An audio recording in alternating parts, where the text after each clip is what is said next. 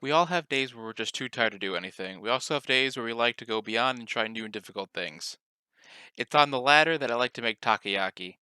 These grilled octopus dumplings aren't exactly the easiest to make, but I managed to get it done, so you can too. Let me show you how. Here are today's ingredients, starting with half a pound of octopus.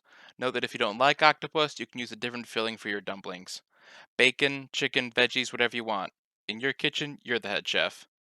You'll also need a bundle of scallions, a quarter cup of dried bonito flakes, a tablespoon of pickled ginger, a cup of flour, 2 teaspoons of an acidic reagent, 2 eggs, 1 teaspoon soy sauce, dashi powder, a cup and a half of water, tempura scraps, takoyaki sauce, QP mayo, and dried seaweed.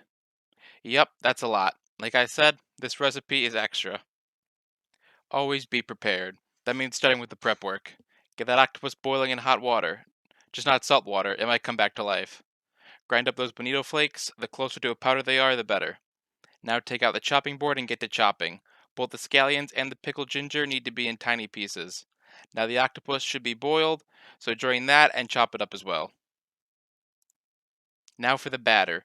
Combine the flour and the acidic reagent, follow it up with the eggs, soy sauce, dashi powder, and water, and mix until the batter is nice and smooth. No lumps, it doesn't have cancer. Get the cast iron ready by oiling it up and turning the heat on. If you don't have a cast iron, get one and get it ready. Now pour in the batter, filling each hole to the rim or close to it if you're worried about overflow. Not a big issue really, but cooking is about peace of mind. Then add the fillings in each pocket: octopus, scallion, pickled ginger, bonito flakes. Basically everything we were making tiny before so that it would fit here. The secret goodness hidden inside. Take a skewer or toothpick, anything long and thin really, and as the bottom of the takoyaki begins to harden, turn it so that hopefully the batter will flow down and continue to harden until you have a ball. Hopefully. This is the hard part after all.